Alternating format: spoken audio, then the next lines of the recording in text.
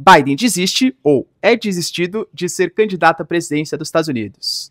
O que significa, por que será que isso aconteceu? Vamos falar um pouquinho também dos bastidores, né, da onde que veio essa pressão e tudo tal, e também quem é a Kamala Harris, que possivelmente, pelo menos é a favorita até o momento, a ser a candidata pelo Partido Democrata para a presidência dos Estados Unidos. Lembrando que ela é uma ex-promotora e isso pode ser importante contra o Trump, segundo a visão de alguns democratas. Enquanto isso, outras figuras importantes, como Obama e Nancy Pelosi, pelo menos não parabenizaram a Kamala Harris. Será que eles querem outros candidatos? A gente tem também uma pressão para que o Biden também renuncie, vamos entender exatamente o porquê, e o Trump alegando que vai ser mais fácil derrotar a Kamala Harris do que o próprio Biden. Enquanto isso, a guerra entre Iêmen e Israel parece cada vez maior, com uma intervenção direta de Estados Unidos e Reino Unido no processo, e Israel tendo que se explicar para a comunidade internacional, principalmente Oriente Médio. Turquia, galera, critica bastante as ações de Israel e dos Estados Unidos, considerando inclusive, segundo alguns membros do partido de Erdogan, sair da própria OTAN, e temos também uma briga de caças na região do Ártico, região do Mar Barents, entre Estados Unidos e Rússia. Para finalizar, pessoal, Dmitry Kuleba, que é o responsável pelas relações exteriores da Ucrânia, está na China, sim, negociando o processo de paz a pedido dos chineses. Será que, de fato, pessoal, isso vai começar a se estabelecer? Se vocês querem entender um pouco mais sobre esses assuntos. E muito mais também sobre geografia, geopolítica, atualidades, política, polêmicas, enfim. Tudo para você se manter sempre bem atualizado. Já se inscreve no canal, deixa seu like, compartilha esse vídeo, que eu, professor Ricardo, conto muito com a sua ajuda. Belezinha? Pessoal, recado rapidinho da nossa parceira do canal. A bota Thunderbell é muito versátil, feita para uso urbano, tático, trilhas e até mesmo com EPI, pois possui CA. Possui um sistema anti-perfuro feito de material balístico que protege seus pés de pregos, vidros e outros objetos perfurantes. A sua palmilha garante maciez e conforto similar a um tênis, mas tem muita resistência na sua construção, com solado colado e costurado que resiste até 300 graus. O couro no book é fácil de limpar e a bota é muito ventilada, garantindo extremo conforto. É 100% nacional e vem com 180 dias de garantia contra defeitos de fabricação. Então clica no link que está na descrição e usa o cupom para um desconto especial para garantir já a sua bota Thunderbell. Bom, galera, então bora lá pro vídeo. Ó. Como eu falei para vocês, o Biden desistiu de ser o candidato à presidência pelos Estados Unidos, ou na verdade foi desistido, né? O Biden, pessoal, ele estava se recuperando ali, né, de uma doença, aquela doença altamente contagiosa, Covid, enfim, né, sabe o que eu tô falando, na sua casa de praia, ali em Delaware. Cara, foi uma coisa aparentemente muito repentina, claro, ele estava com alguns assessores, com alguns familiares, com a Jill Biden, que é a esposa dele, que dizem, tá, as más línguas aí, que manda mais do Biden do que o próprio Biden, e no final das contas ele acabou anunciando, assim, para a equipe democrata, poucos minutos antes de divulgar no seu próprio perfil oficial que ele estava abrindo mão, apesar de ter feito tudo pelos Estados Unidos, apesar de ser uma figura super importante e tal, ele achava que pelo bem do partido e pelo bem do país, ele não deveria mais ser o candidato à presidência dos Estados Unidos. A gente já falou aqui algumas vezes sobre isso, né? Basicamente, pessoal, mesmo antes, tá, do desastroso debate que ele teve com o Trump, já se contestava a ideia de ter um senhor de 81 anos que já tinha alguns problemas na comunicação, na sua fala, confusões mentais e tal, sendo candidato à presidência dos Estados Unidos. Lembrando que além dele se eleger com 81 anos para 82, ele ainda teria, caso fosse eleito, mais 4 anos de mandato, ou seja, supostamente aí terminaria com seus 86 anos, tá? Aí teve o desastre, que foi o debate, perdão, que foi totalmente desastroso para ele, a pressão aumentou ainda mais, e nesse meio tempo algumas gafes foram cometidas, de confusões de nome entre Trump, entre Putin e Zelensky, entre Kamala Harris e Trump. Ele inclusive chamou o secretário de defesa dele, aquele homem negro lá, né? Enfim, ele causava muitas confusões. E isso estava colocando em xeque, mesmo dentro do Partido Democrata, dentre os financiadores de campanha. Por exemplo, pessoal, a gente teve, né, uma renúncia que estava na casa de dezenas de milhões de dólares. Tanto que quando a Kamala Harris ela foi anunciada, né, porque ela recebeu o apoio do Biden quando o Biden desistiu, ela foi anunciada enquanto candidata à presidência, a gente teve recorde de doação de campanha para o Partido Democrata. Ou seja, pressão interna, pressão muito grande ali, inclusive, né, dos democratas, fez com que o Biden anunciasse que não iria mais concorrer. Lembrando que não é que ele renunciou à cadeira de presidente, tá? Ele vai finalizar o seu mandato e que, inclusive, fez com que o Mike Johnson, que é um republicano, que é o presidente da Câmara dos Estados Unidos, falasse que era um absurdo, porque se o cara não tem condições de ser o candidato à presidência, ele também não deveria governar os Estados Unidos, em um momento em que a gente tem conflito com o Irã, conflito no Taiwan, Mar da China Meridional, possível questão em Essequibo, Israel e Hamas, e vários outros pontos importantes da geopolítica. E o Trump, claro que não ia deixar de dar aquele pitaquinho, né? Ele já falou, inclusive, que o Biden era meio óbvio que não tinha condições de concorrer à presidência dos Estados Unidos, mas que a Kamala Harris vai ser ainda mais fácil de superar do que o próprio Biden, tá? E, cara, de verdade, eu acho, lógico, previsões aqui, né? Política, tudo muda, a gente ainda tem 4 meses do processo eleitoral, mas é muito difícil o Trump não levar, a gente já vê aqui exatamente o porquê, tá? Mas, enfim, o Biden, ele abriu mão, né, da sua candidatura. O Biden já anunciou que ele vai apoiar a Kamala Harris para ser a candidata à presidência, e a própria campanha, né, que era do Biden e tal, já mudou para Kamala Harris. A gente teve apoio importante de algumas figuras relevantes, como, por exemplo, o Bill e a Hillary Clinton, que foram candidatos à presidência dos Estados Unidos, e o Bill Clinton, inclusive, presidente dos Estados Unidos, na década de 90, o próprio Biden, e outras figuras, pessoal, como, por exemplo, o Josh Shapiro, o Gavin Newsom, a Gretchen Whitmer, que é a governadora de Michigan, que era uma das candidatas também, ou uma das pretensas candidatas a serem presidente dos Estados Unidos. Aparentemente, também vão apoiar a Kamala Harris, mas 2 nomes que não apoiaram complicaram bastante a questão, tá? A Nancy Pelosi, que é uma figura também importante do Partido Democrata, que era presidente da Câmara até pouco tempo atrás, ela, que inclusive, né, se apoiasse o Biden, daria uma força muito grande para ele, porque também é uma senhora, ela tem mais de 80 anos, e foi presidente da Câmara dos Estados Unidos, também com mais de 80 anos, mas ela mesma questionava o Biden na presidência. Ela falou, Biden, parabéns pela sua coragem de fazer a renúncia, mas não endossou a candidatura da Kamala Harris. A mesma coisa aconteceu com o Obama, cara. O Obama é uma das figuras mais importantes do Partido Democrata hoje, tá? O Obama, ele falou, poxa, você pensou pro Biden, né? Você é um herói, você pensou pelo bem dos Estados Unidos, você teve muita coragem em fazer isso. Aliás, essa foi a figura que saiu do Biden, tá? Pelo menos por enquanto. Que ele foi muito corajoso em abrir mão da candidatura em nome de uma possível vantagem aí do Partido Democrata. Mas também não endossou a eleição, né, ou pelo menos a candidatura da Kamala Harris. Nancy Pelosi e Obama, o Obama falando que as convenções partidárias agora, que vão acontecer no dia 19 de agosto até o dia 21, para definir quem de fato vai ser o candidato do Partido Democrata, vão ser essenciais para saber quem será o candidato dos Estados Unidos. Então isso quer dizer que ele não apoia? Inclusive tem mídia falando que ele apoia um candidato excepcional, um candidato aí não muito conhecido, né, ou pelo menos não convencional, para ser o presidente dos Estados Unidos, ou a presidente dos Estados Unidos. Seria então Michelle Obama? Já começaram as teorias da conspiração, né? Porque a Michelle Obama, segundo as pesquisas eleitorais, é a única que teria uma ampla margem de vitória frente ao Trump, indicando 50% para Michelle Obama e só 39% para o Trump. Só que a família Obama fala que não quer mais participar desse processo político. E, inclusive, a família Obama, ela é muito próxima da família Biden. Tem gente especulando que talvez, né, eles só falavam que não queriam participar do processo político, porque se a Michelle Obama falasse que queria ser presidente e o Biden também quisesse ser presidente, isso poderia gerar um embate entre os dois. Agora que o Biden saiu, isso abre caminho para Michelle Obama ser a candidata. Será, pessoal? Não sei, né? Política é uma coisa meio complicada, vamos colocar assim.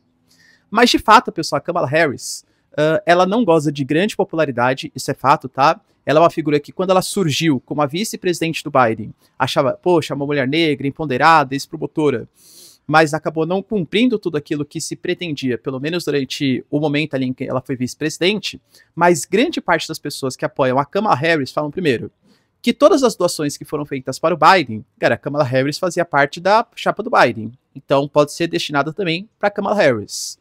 Querendo ou não, a 40 dias da eleição, você colocar um novo...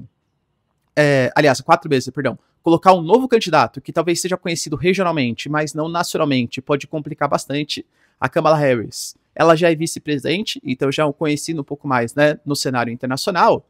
E, querendo ou não, pessoal, a Kamala Harris tem toda a questão de ser uma mulher negra, filha, né, descendente de indianos e jamaicanos, e ter toda essa questão mais voltada a uma mulher que defende pautas mais importantes, pautas de combate, por exemplo, ao que homens brancos fizeram, né? Coisa que representa no Trump. Como assim, professor?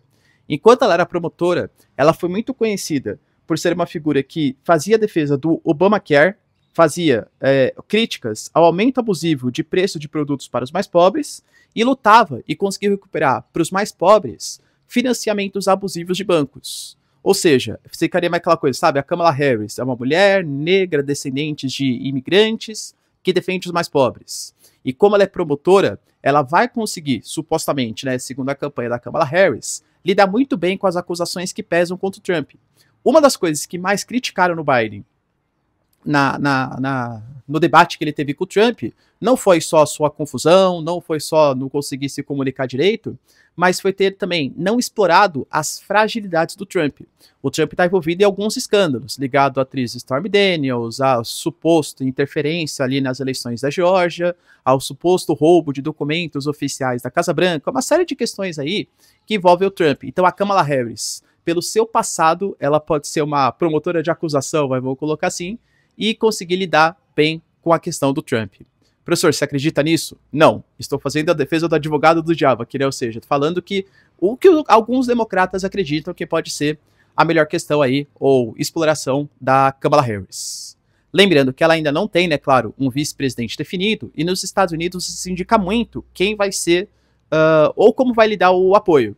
Grande parte dos democratas acreditam que ela pode utilizar, inclusive, essa questão do vice-presidente para ganhar apoio do partido. Talvez a figura da Kamala Harris sozinha não seja capaz de ganhar do Trump.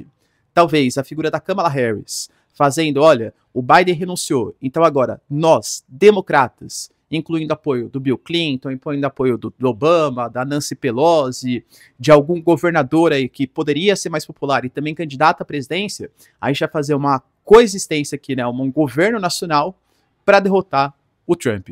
Enfim, galera, é a aposta do Partido Republicano, do Partido Democrata, perdão. Eu, particularmente, não acredito. Ainda acho que o Trump ele é o grande favorito, inclusive segundo palavras do próprio Trump. E você, galera, se não fosse, apoia que a Kamala Harris seja candidata à presidência dos Estados Unidos? Acha que ainda existe chance do Partido Democrata derrotar o Trump nessas eleições marcadas agora para novembro? Deixa aí nos comentários. E enquanto eu gravava, a Nancy Pelosi confirmou que de fato ela também apoia a Kamala Harris. Outra notícia, pessoal, que mexeu bastante, está ligado ao conflito que vem se estabelecendo entre os Houthis e Israel. A gente já falou aqui em vídeos passados que os Houthis, eles são iemenitas rebeldes, que lutam numa guerra civil do Iêmen e são aliados dos iranianos. Fazem parte do autodenominado eixo da resistência, que luta contra Israel, Estados Unidos, enfim, contra a interferência no Oriente Médio. E eles, claro que são contrários a Israel, e os Houthis, eles iam bloqueando grande parte das rotas comerciais que passavam ali pelo Estreito de Bab al-Mandeb, pelo Golfo de Aden, pelo Mar Vermelho, e negociavam em direção ao porto israelense. Nisso, os Houthis, eles, assim, causaram impacto econômico importante para Israel, tá? Porque os portos do sul de Israel, eles reduziram quase em 30% o nível de comercialização por algumas embarcações comerciais não quererem ser atacadas pelos Houthis. Teve a Operação Guardião da Prosperidade, enfim, tudo montado. Os Houthis, de maneira inédita, vamos colocar assim, conseguiram atingir Israel em Tel Aviv. Israel respondeu atacando, pessoal, um porto importante no Iêmen, onde estavam estabelecidos base dos Houthis, e segundo Israel, também era utilizado para fazer negociações de armas, enfim, e os Houthis prometeram respostas contra pontos vitais israelenses. Eles já fizeram um ataque com míssil que foi interceptado por Israel, é fato, tá? E os americanos e ingleses já fizeram uma coalizão e atacaram mais uma vez o porto, utilizado para fins militares, segundo Israel, Reino Unido e Estados Unidos. É fato, pessoal, que isso vem demonstrando preocupações da própria ONU. O Antônio Guterres falou sobre o assunto, que tem uma escalada regional, porque os Houthis não são um grupo isolado, fazem parte do autodenominado eixo da resistência. E a gente não pode esquecer, galera, que Egito, Emirados Árabes não, mas o Catar, por exemplo, que são mediadores, também já vem com preocupações aí, essas medidas de retaliação em relação aos Houthis. Além disso, pessoal, a gente não pode esquecer que a Turquia, que é um membro importante, porque consegue negociar com os dois lados, né? Sempre falo aí, Índia, Turquia, até mesmo o Brasil, tá? Tem mais ou menos esse patamar. A gente tem hoje, nesse momento, a Turquia reclamando um pouco da presença ou da atuação de Israel.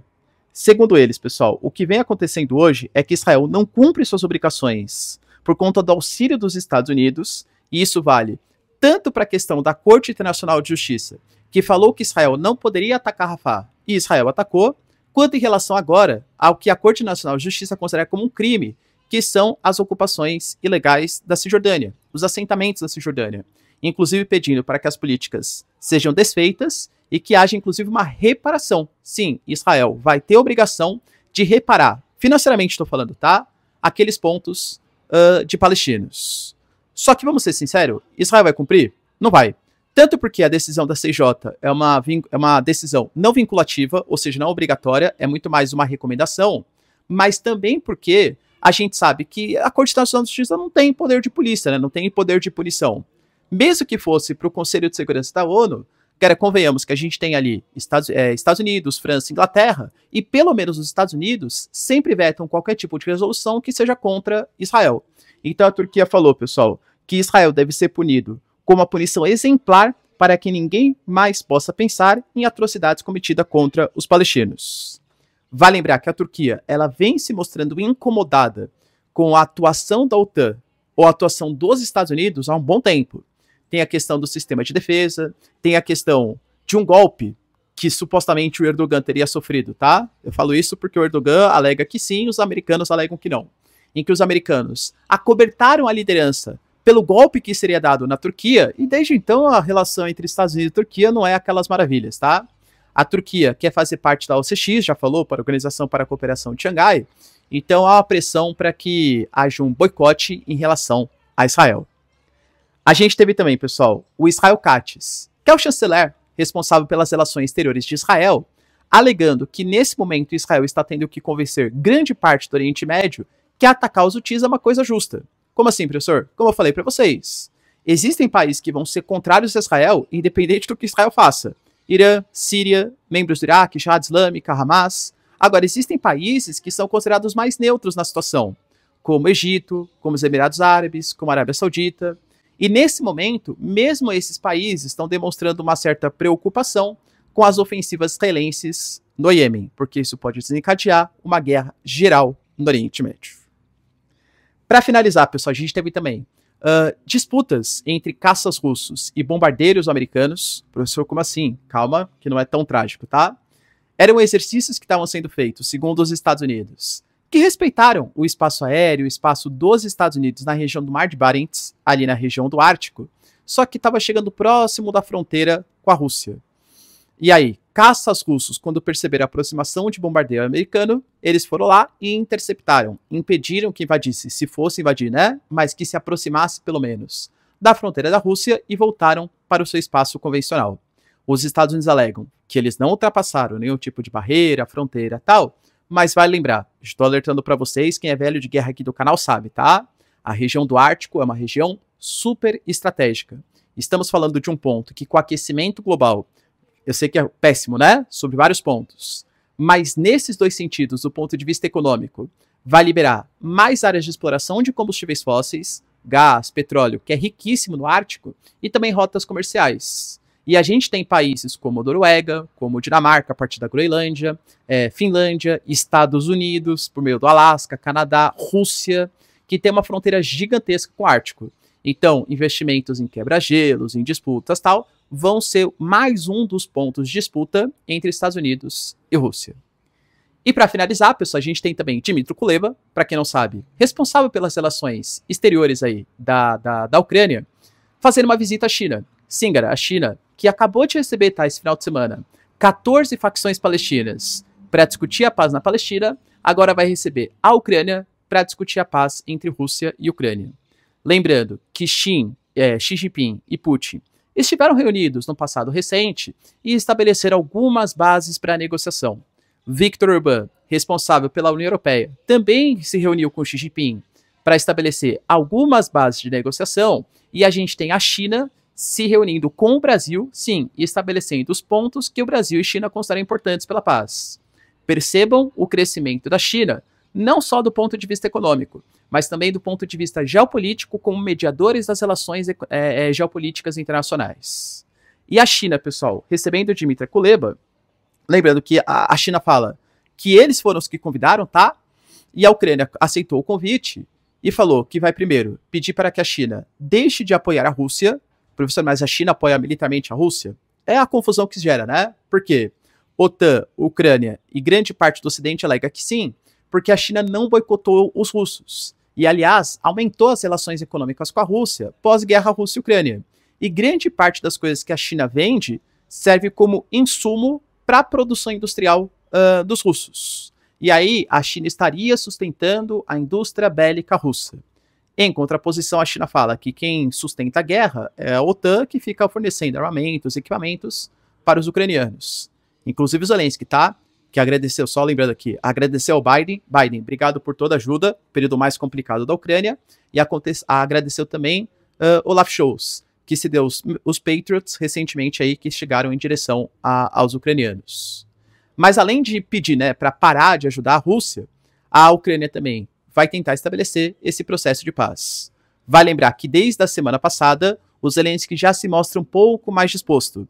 Eu lembro que inicialmente ele falava que nem negociaria com o Putin, porque não reconhece o Putin como um líder de fato, assinou até um documento falando que não negociaria com o Putin algum tipo de processo de paz, e agora já pede para que a Rússia participe da segunda cúpula, porque a primeira cúpula que aconteceu na Suíça, de paz, ela foi muito criticada, porque ela não contou com a presença de nenhum país dos BRICS, não contou com a presença da Rússia, que é um país que está na guerra, entende? Agora a Ucrânia fala em chamar o Putin, ou pelo menos alguns membros da Rússia, para fazer uma negociação. Ou seja, Ucrânia indo até a China que fala que tem um plano de paz junto com o Brasil, falando em negociar com o Putin, e vendo o Trump e o Vence, que não são muito afeitos, vai? Ajuda a Ucrânia, parece que o Zelensky está cada vez mais disposto a abrir mão de alguns territórios, ou pelo menos de algumas bases, para estabelecer um processo de paz. Beleza, pessoal? Deu para entender os principais acontecimentos? Se vocês curtiram o vídeo, então, ó, já deixa o like, se inscreve no canal. Tamo junto, beijos, abraços e tchau, tchau.